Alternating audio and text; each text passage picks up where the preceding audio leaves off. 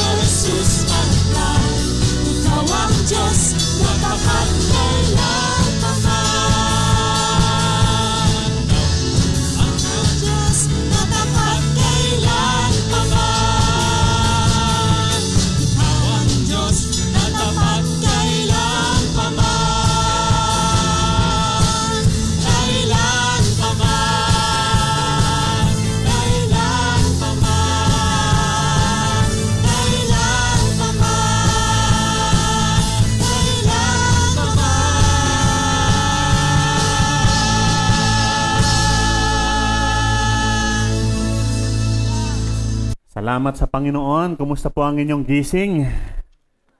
Ayan, hindi naman tayo inabot noon pong mga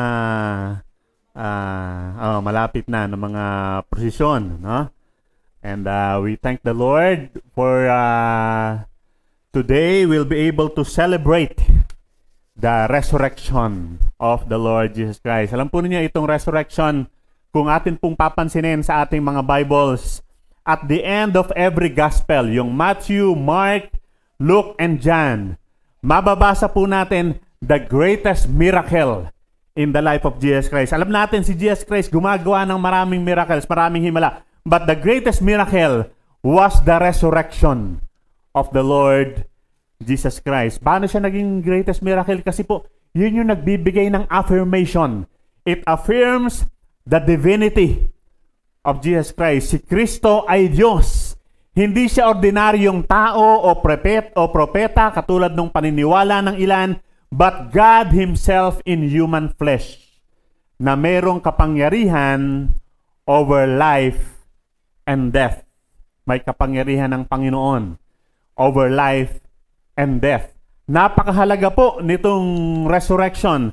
That is why ang sabi ni Paul, ang sabi ni Apostle Pablo, in 1 Corinthians 15, verse 14, sabi niya, and if Christ has not been raised, kung hindi muling binuhay si Jesus Christ, alam nyo, sabi ni Pablo, itong preaching namin na to, useless to. At hindi lang yung preaching namin, pati yung inyong pananampalataya, walang kabuluhan ito kung hindi muling nabuhay si Kristo. And then in 17 and 18, sabi niya, if Christ has not been raised, yung pananampalataya nyo is futile, walang kabuluhan, at kayo, nandun pa rin kayo sa inyong mga kasalanan. At dahil doon, lahat ng mga namatay na sumasampalataya sa Panginoong Hesukristo, then sabi ni Paul, they are lost. Wala. No? Nagtatanong pa rin, nasan nga ba? No? Subalit dahil ang ating Panginoong Jesus ay nabuhay na muli because the Lord Jesus Christ resurrected, alam natin na ang lahat ng sumasampalatay sa Panginoong Hesus, kahit na siya'y mamatay, siya'y muling bubuhayin. Ganun po kahalaga ang atin pong ang muling pagkabuhay ng ating Panginoong Hesus. It is the basis of the future resurrection of believers. So, today, this morning, tingnan natin yung mga details, yung ilang mga detalye of what really happened on that glorious morning na ating inaalala. Imagine, gumising pa tayo ng maaga. Pwede naman tayong magsimba ng alas 9, pero gumising tayo ng, yung ilan sa inyo, alas 2, alas 3. Yung iba, alas 4, nandirito na. Bakit? Madalas ang binabagit natin para mag-grasp natin yung ambience nung madaling araw na yon na ang Panginoon ay muling nabuhay. So, tingnan natin yung details. In Matthew chapter 28, binasa na po kanina, atin pong bibigyang pansin. Sabi, after the Sabbath at dawn on the first day of the week, Mary Magdalene and the other Mary went to look at the tomb. It was the dawn, madaling araw, magbubukhang liwayway. Sabi nung text, on the first day of the week, unang araw ng Sanlinggo. Yun po yung Sunday natin. Di ba? Pag tinignan niyo yung kalendaryo, ang unang araw ng Sanlinggo, Sunday. Hindi Lunes. Yung iba, Lunes nagsisimula yung week nila eh. Hindi po. The first day of the week, on the first day of the week, it is a Sunday. So, it was the dawn on the first day of the week, Sunday. Jesus has been in the grave for 3 days. Baka yung ilan sa inyo nagbibilang, hindi naman umabot ng 3 araw, Pastor. Hindi umabot ng 72 hours. Diba? Yan ang inihirap pag 3 days, 72 hours. Kung titingnan nga, Biyernes, hapon, Sabado, ng hapon, Linggo, na hindi umabot ng 48 hours. Alam po ninyo, kaya mahalaga titingnan natin yung culture nila, yung kultura nila. Sa kultura nila, any part of the day was counted one day. So, kung sa atin ngayon, pwede natin, kukwentahan natin kulang eh. Pero titingnan natin, yung kultura nila at yung kulturang kinaroroonan ng Panginoong Jesus, pagkang nagsalita ang Panginoong Jesus, sabi niya, on the third day, mabubuhay ako muli. Sila nagkakaintindihan, hindi sila magbibilang ng 72 hours. No. Sa atin ngayon, sa culture natin, panahon natin, bibilangan natin, 72 hours dapat yung 3 days. Pero sa kultura nila, any part of the day is considered one day. Friday is day 1. Saturday is day 2. And then any part of Sunday, that is day 3. Kaya nung sabihin ni Jesus Christ, on the third day, sila, nagkakaintindihan sila nun. Nagkakaintindihan sila. So Sunday, day 3, at the dawn of the first day of the week. Sabi, Mary Magdalene and the other Mary went to look at the tomb. So merong dalawang pangalan na mention si Matthew dito. Una, si Mary Magdalene. Sino ba si Mary Magdalene? Ang pagkakasabi, kaya sa tinatawag na Magdalene, siya galing sa Magdala. Yun yung lugar na kanyang pinanggalingan. Kung si Jesus from Nazareth ay Nazarene, si Mary galing sa Magdala ay Magdalene. Magdalena. At sa kwento, sa scripture, sa mababasa natin, siya ay naging devoted follower ng Panginoong Jesus. Sabi sa Luke chapter 8, 7 demonyo daw yung pinalayas ni Jesus Christ sa kanya. Ibig sabihin, she was a known sinner in their town. Kilalang masamang babae, makasalanan, most probably a prostitute whose life was changed by her encounter with Jesus Christ. Nagbago yung buhay niya nung ma-meet niya si Jesus Christ. Pinalaya siya sa masamang espiritu, sa mga demonyo, sa kasalanang umaalipin sa kanya. And in fact, merong kwento in the scriptures in Luke chapter 7 kung saan Jesus Christ was anointed. In-anoint din siya. Hindi, yung kwento kasi ng pag-anoint kay Jesus Christ, hindi lang isang beses nangyari. Baka nalilito kayo. Sabi, yung sa John, si Mary na kapatid ni Martha. Ibang kwento po. Yung kwento naman nung isang babae na nag-anoint kay Jesus nung perfume in Luke chapter 7. So, Mary Magdalene and the other Mary, sino tong isa pang Maria na to? Most probably, ito daw yung mother of James and Joseph na tinutukoy sa Matthew 27:56, nakasama rin ni Magdalene na nandoon nung ipako si Jesus Christ na witness nila. No? However, in the other gospel accounts, meron pa silang ibang mga babaeng kasama.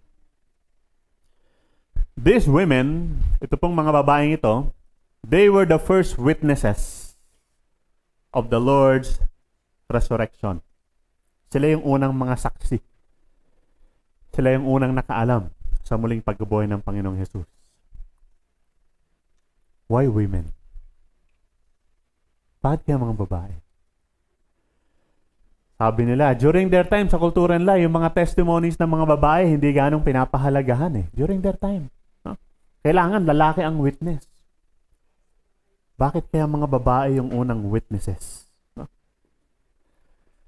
Sa ibang kwento, sa ibang account kay Mark o kay Luke, it was mentioned na kaya sila pumunta doon sa tomb, meron silang dadalang mga spices to anoint or to embalm the body. Kasi nung ibabanla si Jesus Christ, mula doon sa pagkakapako, palubog na yung araw ng Biyernes, pagkatapos noon, papasok na yung Sabat, bawal nang gumawa, kaya nagmamadali sila, hindi nila gaanong madalian yung pag-anoint doon sa body ni Jesus Christ. So, papunta sila doon para dagdagan pa yung mga spices para sa isang namatay. So, pumunta sila doon sa tomb. Sabi ng verse 2 and verse 3, there was a violent earthquake, lumindol. Hindi natin alam kung anong intensity ito. For an angel of the Lord came down from heaven and rolled back the stone and sat on it. His appearance was like lightning, and his clothes were white as snow. Among the four Gospels, Matthew, Mark, Luke, and John, si Matthew lang yung nag-mention ng earthquake. At napaka-importanting detalye po nitong earthquake na ito. Doon po sa account ni Mark, kung babasahin natin yung kwento ni Mark tungkol dito sa resurrection, habang papunta itong mga babae, on their way, namomroblema sila. They were wondering, papaano nilang aalisin yung bato na nakatakip dun sa libingan. They were wondering how they could roll that stone that blocks the entrance to the tomb. Una, meron pong Roman seal yung bato. No, tinakpan kasi yung libingan. Yung libingan lang nun, parang kuweba yun eh. So, merong Roman seal yung bato na hindi pwedeng tanggalin ng walang authority. Kasi pagkang merong magtatanggal ng bato na yon ng walang Roman authority, death penalty po ang parusa nun. No problema sila. Paano tayo pakakapasok dun sa ano na yun dahil wala tayong authority to roll the stone. And second, namamroblema sila kasi yung bato na yon napakalaki. It was so big that looking at their strength, they will not be able to roll it. Hindi nila kaya. Mga babae sila. Normally, inis natin, mga mahihina. And you know, their problem was solved. Na-solve yung problema nila. God used an angel and a violent earthquake to break the seal, to break the Roman seal, and to roll the stone. Kahit sino pong tao matatakot para na i-roll yung stone kasi yung Roman seal na nandoon, ibig sabihin nun, kamatayan yun. Pagkang without authority ay winasak na yung seal na yun. Kahit sinong tao matatakot. You know? But our God is not afraid of the Romans. The Romans must fear God. Huh? And the women were weak. They could not roll the stone. But God is mighty.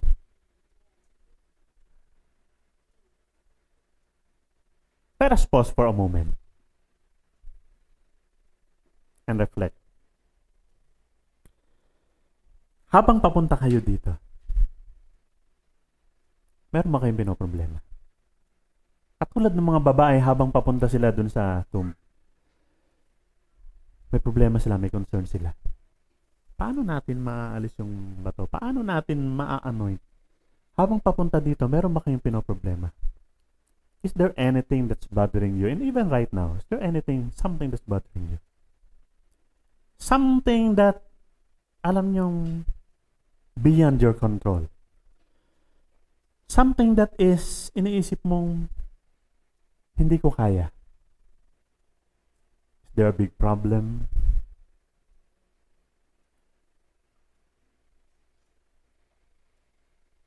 Is there a need? May pangailangan? Pinoproblema mo, paano susolusyonan yung pangailangan? Is there a sickness? O inisip mo, after nitong Holy Week na to, harap na naman ako sa back to normal. Harapin ko na naman yung napakaraming mga issues. Haharapin ko na naman itong mga sitwasyon na ito.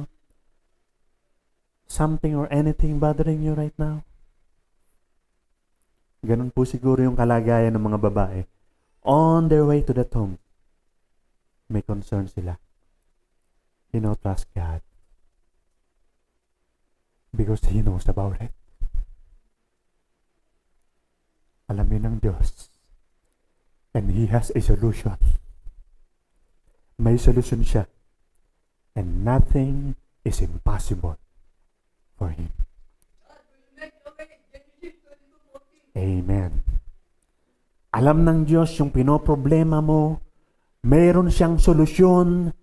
Walang imposible sa Kanya. And God works. Sinolusyonan na ng Diyos yung problema ng mga babae.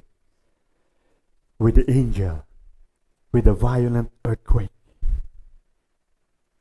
So, now, why do you think kinakailangang i-roll yung stone? Tanda natin. It was not to let Jesus out of the tomb. Inalis yung bato na takip ng libingan, hindi para makalabas si Jesus doon sa tomb. Hindi para makalabas sa libingan. Because sa ibang mga kwento, makita natin, Jesus was able to enter a room full of disciples kahit hindi binubuksan yung pinto. Kaya niyang tumagos, kaya niyang lumabas kahit sarado yung bato na yon. Pero kinakailangang i-roll yung bato. It was to let the women and later on the disciples to enter, to get in. Hindi para makalabas si Jesus, kundi para makapasok sila so they could see the empty tomb. Para makita lang walang laman yung libingan. Makita lang buhay na nga si Jesus Christ. In the following verses, sabi doon, the guards were so afraid of him that they shook and became like dead men. The angel said to the women, do not be afraid, for I know that you are looking for Jesus who was crucified. Ito pong mga sundalong ito, naku po, kung alam niyo yung training ng mga Roman soldiers, hindi matatakotin ito. Matatapang itong mga ito. Nakikipaglaban itong mga to. Pero pagdating nung nangyari ngayon, nung naranasan nila yung malakas na lindol, and then nakita nila yung angel, they were so afraid that they shook. Ang sabi doon, sila'y nanginig. And then they became like dead men. Ano ibig sabihin ng they became like dead men? Sabi, they fainted, hinimatay. Isipin nyo yung mga matatapang na mga sundalo, na mga papalaban, nakikipaglaban ng patayan. Pagdating doon, nanginig sila at pagkatapos hinimatay. Eh sino ba naman ang hindi matatakot doon? Makakita ka ng anghel. Yung malakas na lindol. Tapos biglang merong anghel. And most probably, natakot din yung mga babae na nandoroon. Pero alam nyo, bago sila himatayin, katulad ng mga sundalo, una pang hinimatay yung mga sundalo kaysa dun sa mga babae. No? Bago pa himatayin yung mga babae, kinausap na sila ng angel. The angel said to the women, do not be afraid, for I know that you are looking for Jesus who was crucified. Look at the angel's message. Do not be afraid. Huwag kang matakot. You know, ilang ulit nating mababasa sa Bible yung ganitong kwento. Merong anghel na magpapakita. And then ang statement niya palagi, do not be afraid. Do not be afraid. Dito lang sa New Testament, nung magpakita yung angel kay Zechariah, sabi ng angel, huwag kang matakot. Dininig yung prayers ninyo. Gusto nyo magkaanak, di ba? Huwag kang matakot. Dininig yung prayers ninyo. Nung magpakita yung angel kay Mama Mary, sabi ng kay Mama Mary, huwag kang matakot. Do not be afraid. Pinagpala ka sa lahat ng babae. Do not be afraid. Nung ipanganak ang Panginoong Jesus at yung mga shepherds ay nagpapastol dun sa kanilang lugar, nung magpakita yung angel para ibalita sa kanila na ipinanganak yung tagapagligtas, anong sabi ng angel? Do not be afraid. Today, tonight, dun sa bayan ni David, ipinanganak ang inyong tagapagligtas. Paulit-ulit po ito yung message. Do not be afraid. Huwag kang matakot. Is there something that you are afraid of today? Meron ka bang kinatatakutan ngayon? Fear of the future, natatakot ka. What would happen in the future? Meron ba akong future pa? Natatakot ka dun sa next step na gagawin mo. Natatakot ka dahil baka ikaw ay mag-fail. Natatakot ka sa mga responsibilities na dala-dala mo. You are afraid because something negative or bad might happen. You are afraid of death. Panahon natin sa ngayon, natatakot ka kasi baka padating na si Bill. Pagdating ni Bill, ilang araw lang dadating si Judith.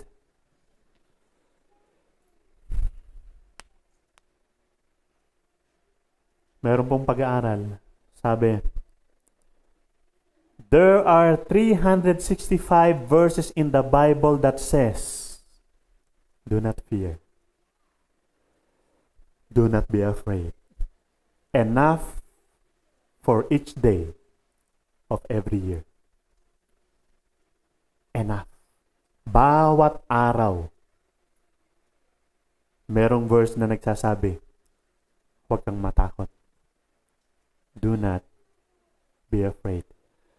Then sabi ng angel, I know that you're looking for Jesus who was crucified.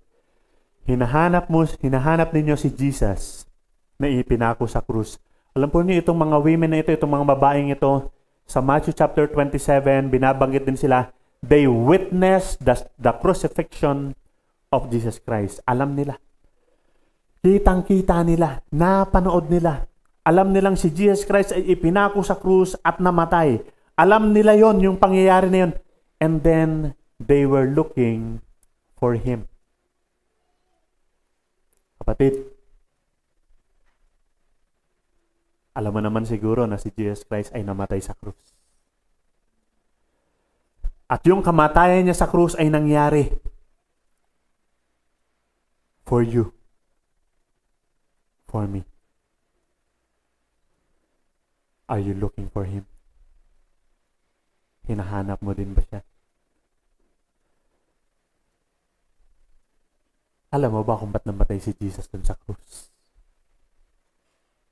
Sabi ng John 3:17, For God did not send His Son into the world to condemn the world, but to save the world through Him.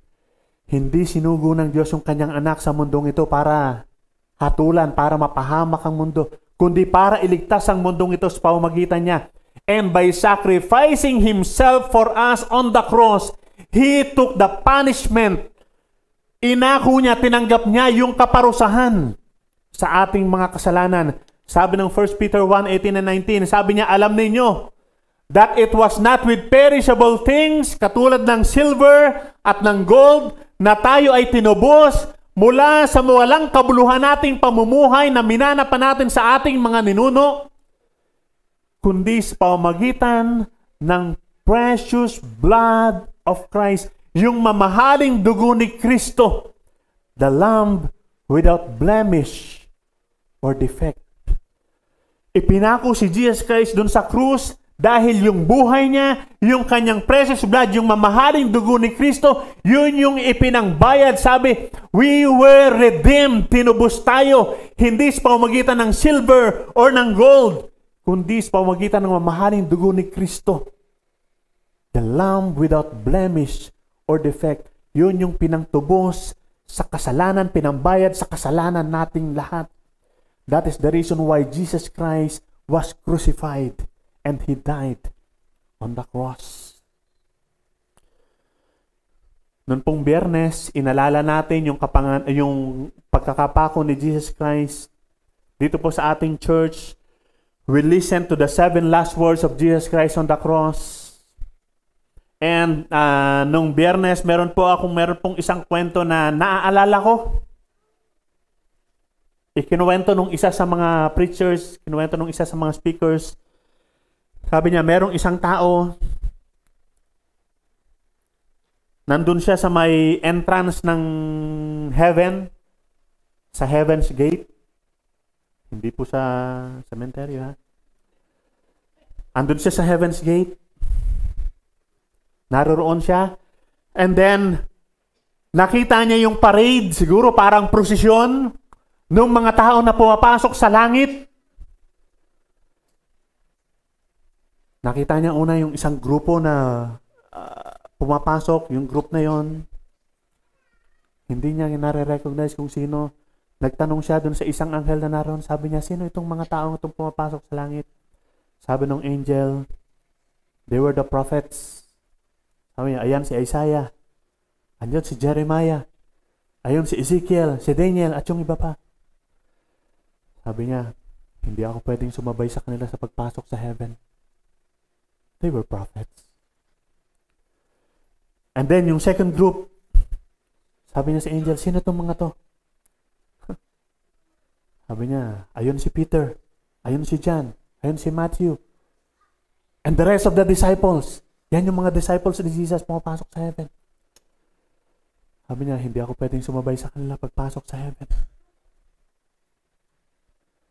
And then nakita niya later on, yung multitudes, yung napakaraming mga tao, papasok sa heaven. Sabi niya, sino naman tong mga to?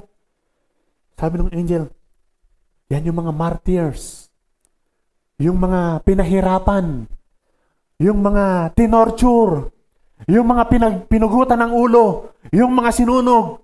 Sila yung mga nagdanas ng matinding hirap. Dahil sa kanilang pananampalataya sa Panginoong Hesus, pumapasok sila sa langit. Sabi niya, I cannot enter with them. I cannot go with them. Hindi lang ako kasama. And then pagkatapos nun, eto na, yung napakarami, higit na maraming mga tao. Sabi niya sa angel, sino naman itong mga ito? Sabi ng angel, nakita mo yun si Rahab, yung prostitute. Ayun si Magdalene. Yun yung isang yun yung magnanakaw na kasama ni Kristo na nakapako dun sa krus. At kasama nila yung napakaraming mga makasalanan na pinatawad sa kasalanan nila. By the grace of God and because of their faith. Sabi niya, that's where I belong. I will march with them.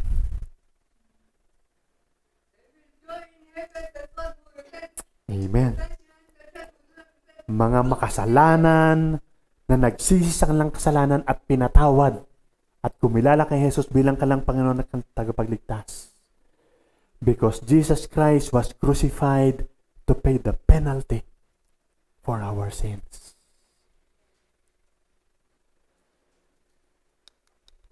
For the wages of sin is death. But the gift of God is eternal life in Christ Jesus, our Lord. Yan po yung laman ng mga pamaypay na ipinamigay natin ng Huwebes Santo. Ang kabayaran ng kasalanan ay kamatayan. At yun yung deserve na dapat nating tanggapin.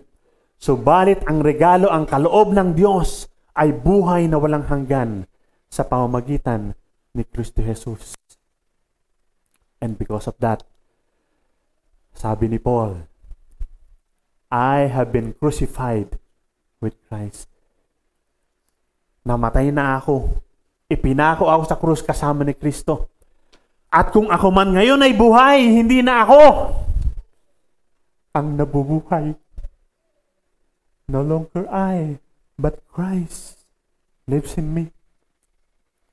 In this life, itong buhay ko ngayon, this life that I live, the life I live in the body, ito ngayon ay ipamumuhay ko sa pananalig sa anak ng Diyos na nagmahal sa akin, na nag-alay ng kanyang buhay para sa akin. This life that I live in the body, I live by faith in the Son of God who loved me and gave Himself for me. Going back to Matthew's account of the Lord's resurrection, alam nung angel that they were looking for the body of Jesus Christ who was crucified. Alam nung angel yon. So, the angel gave the first announcement of the resurrection of Jesus Christ to these women. Kaya ang sabi niya sa verse 6, He is not here. Wala siya dito. He has risen, just as He said. Halika kayo. Tingnan niyo yung lugar. Binuksan po yung tomb, inalis yung bato na nakatakip doon. So that they could see for themselves that what the angel was telling them was true. Totoo yung mensahe. Totoo yung sinasabi ng angel. Jesus Christ was no longer there. He had risen katulad nung sinabi niya. Jesus Christ had conquered death. Pinagtagumpayan niya na yung kamatayan. Pinatunayan niya na siya ay Diyos. At yung kanyang mga sinabi, yung kanyang mga pangako, lahat ng yon totoo. Kaya sabi ng angel, come and see. Come and see. Come and see the place. Come and see. What an invitation.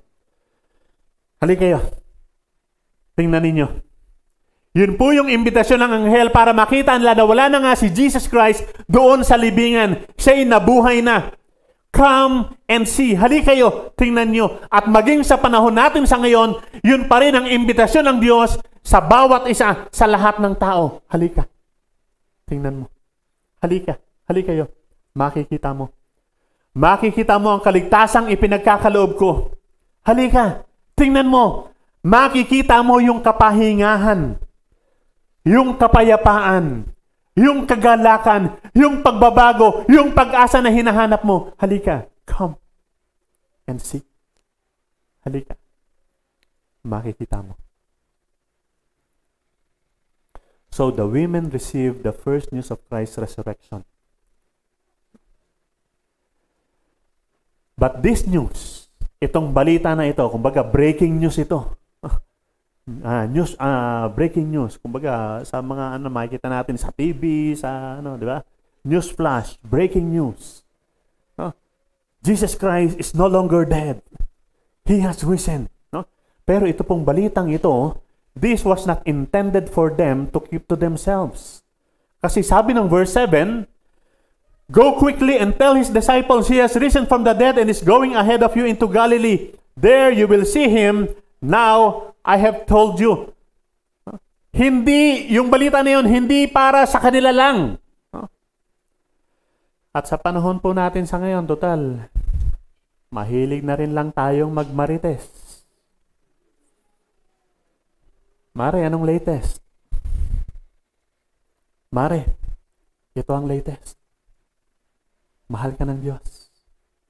At meron siyang magandang plano sa buhay mo. At si Kristo ipinako sa krus, namatay doon para bayaran yung kasalanan natin. At namatay siya pero muli siyang nabuhay. Kaya Mare, tigilan na natin itong mga chismisan na to at paninirang pinagagawa natin dahil hindi gaganda buhay natin dito.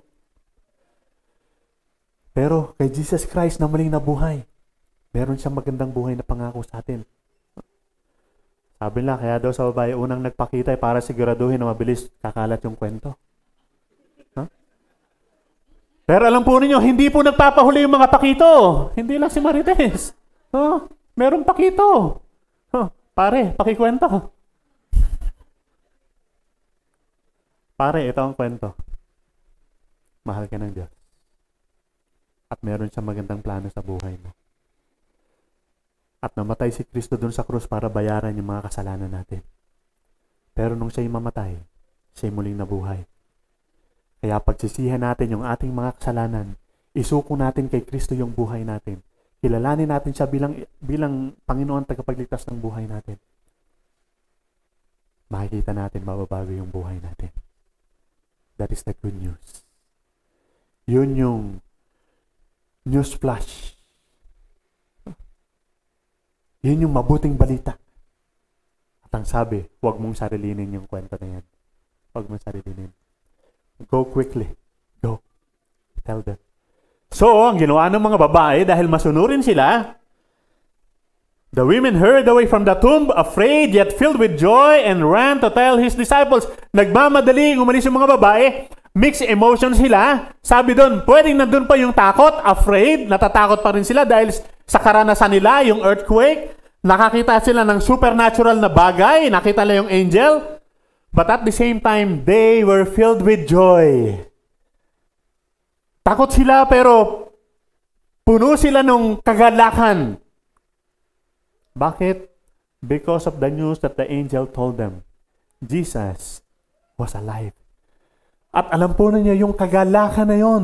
Yung sabi puno na sila. They were filled with joy. Kumbaga kung merong lalagyan ng kagalakan, puno na yon. Pero yung puno na yon ng kagalakan, nag-umapaw pa. Nag-multiply pa, nag-increase pa yung joy na yon. Bakit? Because in verse 9 sabi, suddenly, Jesus met them.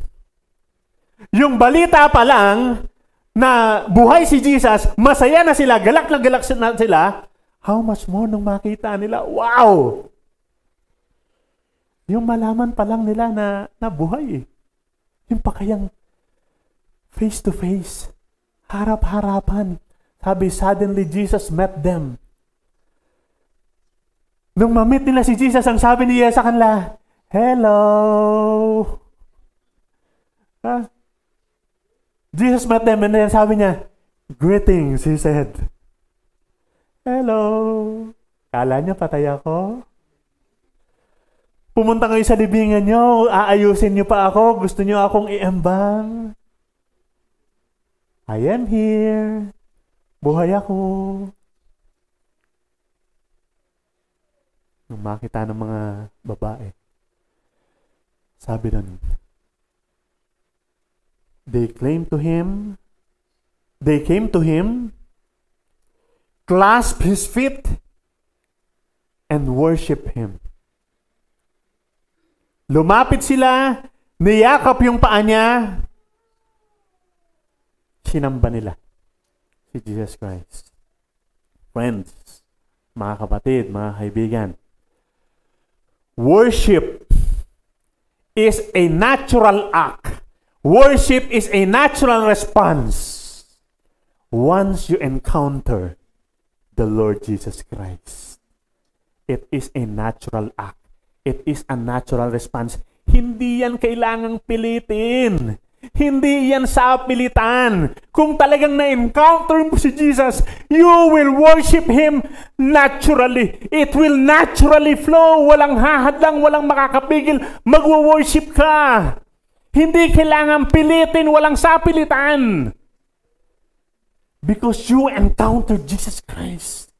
Yun yung karanasan nitong mga babaeng ito. When they met Jesus Christ, automatic, immediately, lumapit sila and they worship Jesus. Worship Jesus. Natural response. Hindi sila inutusang sambahin mo ako. Hindi sinabi ni Jesus, sambahin mo ako. Walang nagturo, walang nagsabi sa kanila. It is a natural response. Worship. Kung talagang na-encounter mo, na-meet mo si Jesus Christ, kilala mo siya sa buhay mo, you will worship Him. That is worship. It is a natural response to our encounter to the Lord Jesus Christ. Walang pipigil, walang hahadlang. You will worship Him. Summarize natin yung experience ng mga babaeng ito.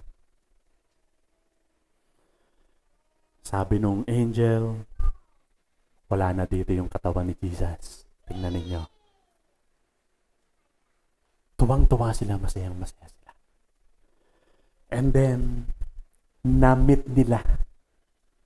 Face to face, they encountered Jesus Christ. Binati pa sila ni Jesus. Hi! How are you? Na-miss nyo ba ako? Na-miss nyo ba ako? Sabi ni Jesus. Nami-miss nyo ba si Jesus? Sabi ni Jesus, hello, I am here. Na-miss nyo ba ako? Hinahanap nyo ba ako? Yung mga babae kasi hinahanap siya eh. Hinahanap nyo ba ako? And they touch Jesus Christ and worship Him. Nung mahawakan la si Jesus Christ, they are certain, sigurado na sila. Buhay na nga si Jesus. They were able to touch Him. Totoo to. No? Hindi lang ito, ano yung ginagamit lang term? Parang ano yung apparition ba? No? O baka naman hallucination lang. No? O baka nai-imagine lang. No? Hindi ganun eh. Nahawakan nila eh. Totoo. Then, inulit ni Jesus yung statement ng angel. Do not be afraid. Go and tell my brothers to go to Galilee.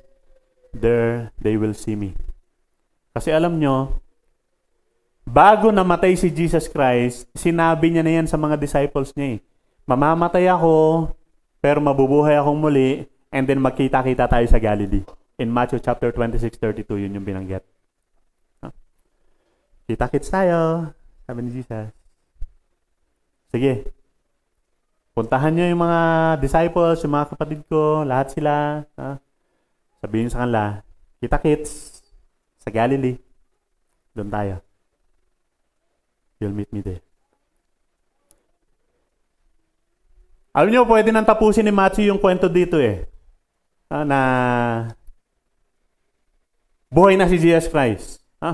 Pero hindi dun tinapos ni Matthew yung kwento. Matthew continued to reveal how the enemies of Jesus responded to his resurrection. Hindi tinapos doon. Meron pang karugtong. Sabi ng verse 11, While the women were on their way, some of the guards went into the city and reported to the chief priest everything that had happened. Apparently, itong mga guards na ito na hinimatay, di ba? Hinimatay sila sa anong kwento, no? Apparently, nahimasmasan na.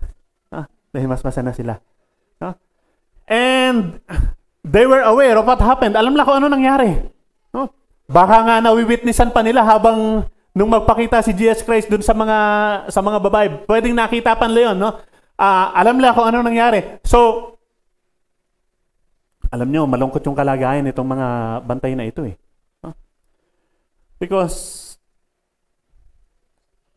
imagine, kaya sila nandoon, kung babasahin natin sa early part nitong passage, kaya sila nandoon para bantayan yung body, siguraduhin na hindi mawawala. Siguraduhin na nandoon. And by the mere fact, sabi nung angel, wala yung body.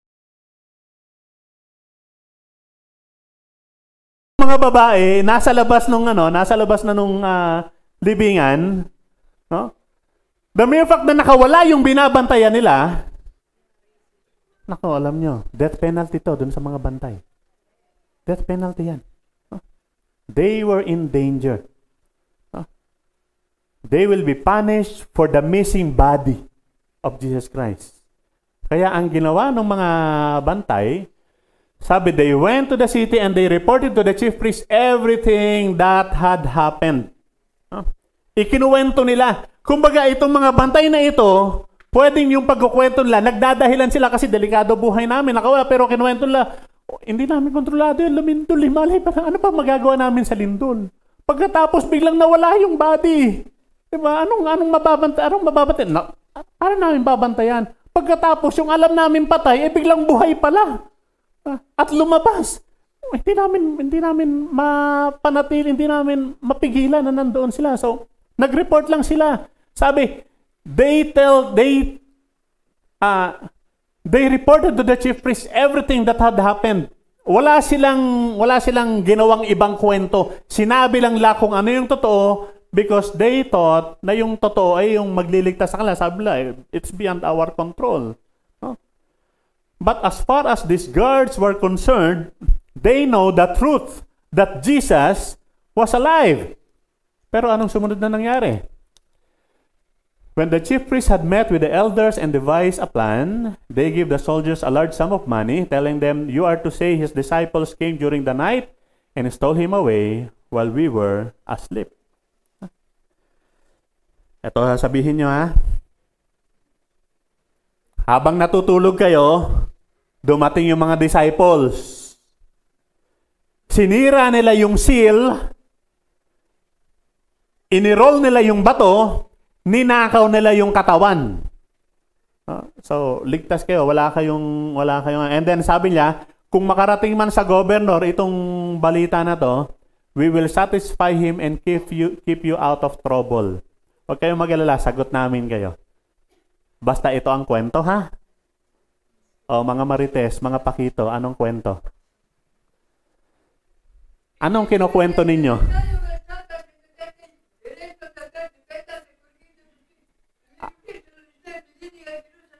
Anong kinukwento ng mga marites at mga pakito? Yung totoo?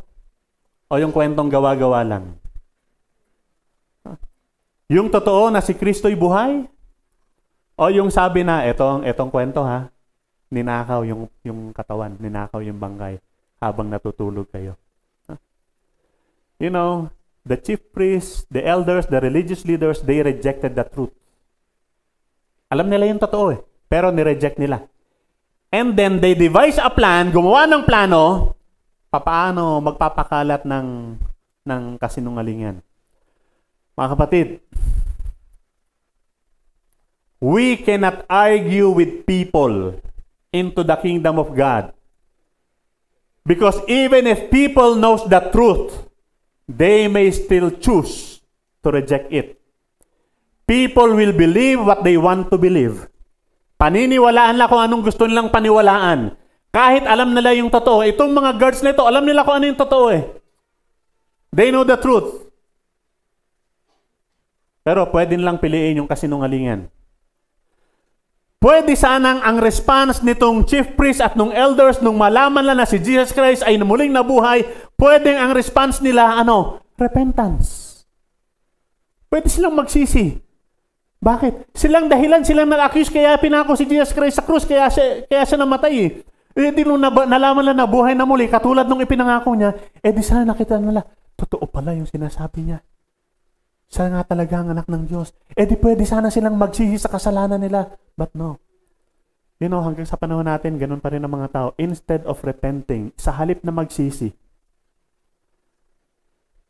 people are devising a plan para pagtakpan yung kasalanan nila at ang ipinapakalat nila kasinungalingan para pagtakpan kung ano yung katotohanan. Even today, a lot of people knows the truth but still choose the lie. Ganoon katindi ang pagiging makasalanan ng tao. Such is the sinfulness of man. At minsan ganon din tayo. Pwede namang magsisi. Pwede nang aminin nagkamali eh. Pwede namang aminin yung kasalanan eh. Ba't kinakailangan pagtakpan pa? Kukutsabahin pa natin yung iba, babayaran pa natin sila para kampihan tayo dun sa kasinungalingan natin. As for the guards, as for the soldiers, na alam naman nila kung ano yung totoo, ito nangyari. The soldiers took the money and did as they were instructed. And this story has been widely circulated among the Jews to this very day. Yung mga sundalo, yung mga bantay na alam nila kung ano yung totoo, na si Jesus Christ ay muling nabuhay, kinuha nila yung pera. They took the money and did as they were instructed. Halos lahat talaga nabibili ng pera eh, no? Pera lang.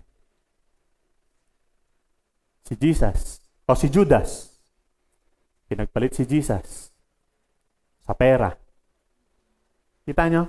Si Judas, pinagpalit si Jesus sa pera. Itong mga bantay na to, ipinagpalit yung katotohanan na si Jesus Christ ay muling nabuhay. Dahil din sa pera. Ikaw kapatid,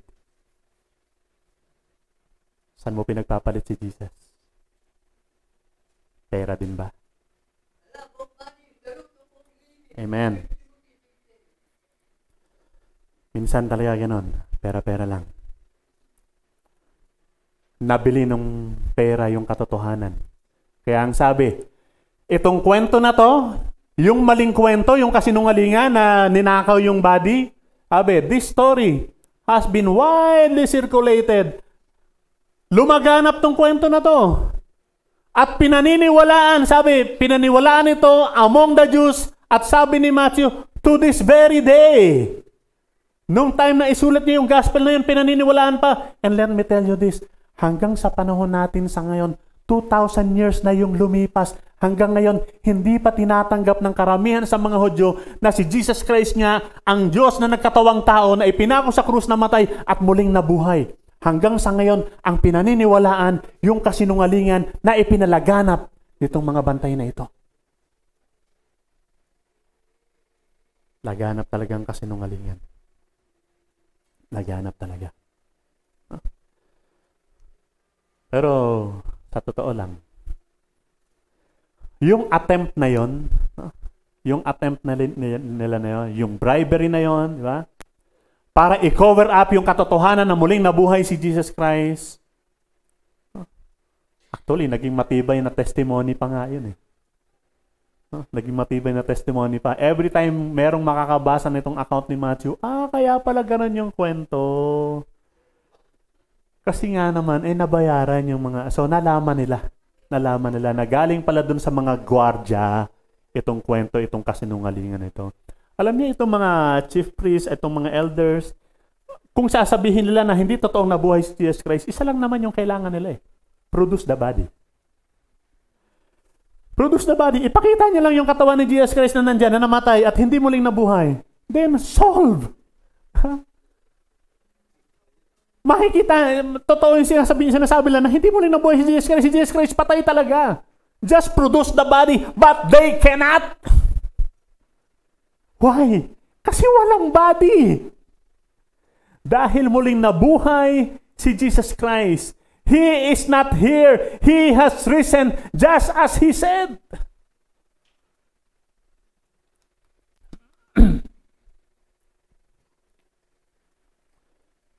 Panahon natin sa ngayon, merong nagsabi, the greatest proof that Jesus is alive is the life of the followers of Jesus. Yan ang pinakamatibay na patunay na buhay nga si Jesus. Yung buhay ng mga followers ni Jesus. Because in the book of Acts, we could read yung mga disciples niya, they testified, they preached the resurrection of Jesus Christ, but more than their words was their life of change that was demonstrated. Yung buhay nila na binago. Hindi lang yung kanilang pinangangaral, hindi lang yung kinukwento, hindi lang yung sinasabi nila, kundi yung binagong buhay nila, yung testimony nila, and that testimony went on and on and on hanggang sa dumating sa panahon natin at sa lugar natin sa ngayon. The testimony that Jesus Christ is alive. Kumusta kapatid yung buhay mo? Ano ang kwento ng buhay mo? Is Jesus Christ alive? Or is He dead in your life?